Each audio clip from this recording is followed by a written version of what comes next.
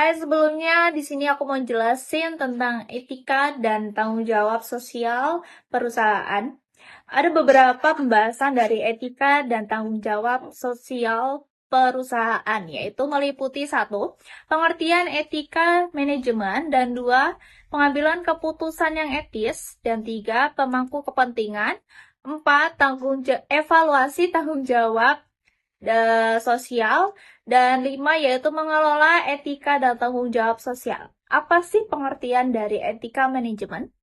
Etika manajemen adalah seperangkat prinsip moral yang mengatur perilaku para manajer dalam menjalankan organisasi, dan etika manajemen mempunyai tujuan utamanya yaitu memastikan keputusan yang diambil dengan mempertimbangkan lagi dampak-dampak terhadap seluruh pemangku kepentingan. Di sini saya akan menjelaskan tentang pentingnya etika dan komponen dalam manajemen. Pentingnya etika dalam manajemen yang meliputi 1. Membangun reputasi perusahaan yang baik. 2. Mempertahankan hubungan yang sehat dengan karyawan, pelanggan, dan mitra bisnis. 3. Mencegah konflik dan pelanggaran hukum. Komponen etika manajemen yang meliputi 1. Kejujuran, integritas, transparansi, dan tanggung jawab dalam setiap aspek bisnis.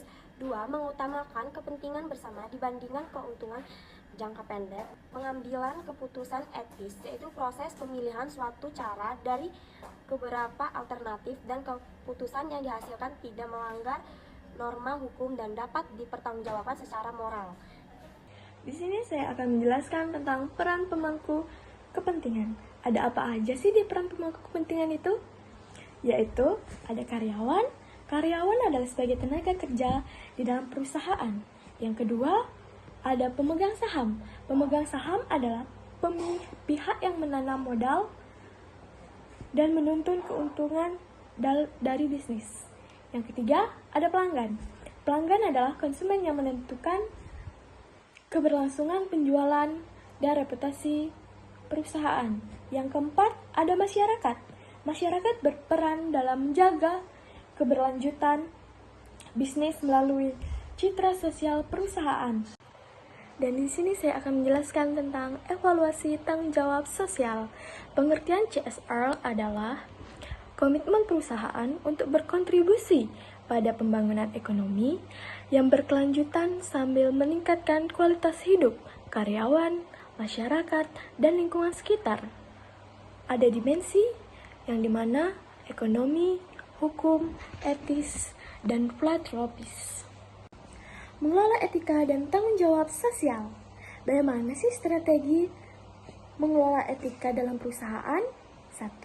Menetapkan pedoman tertulis yang menjelaskan standar perilaku yang diharapkan dari karyawan dan manajer. 2.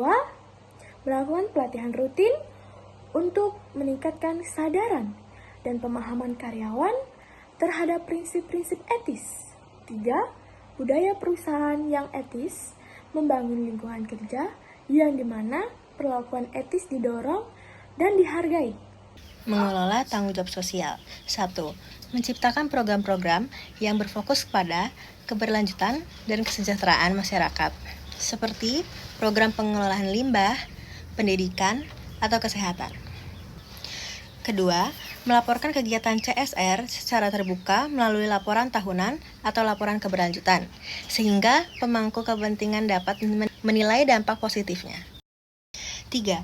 Mengajak karyawan terlibat langsung dalam kegiatan CSR untuk meningkatkan kepedulian mereka terhadap isu-isu sosial dan lingkungan.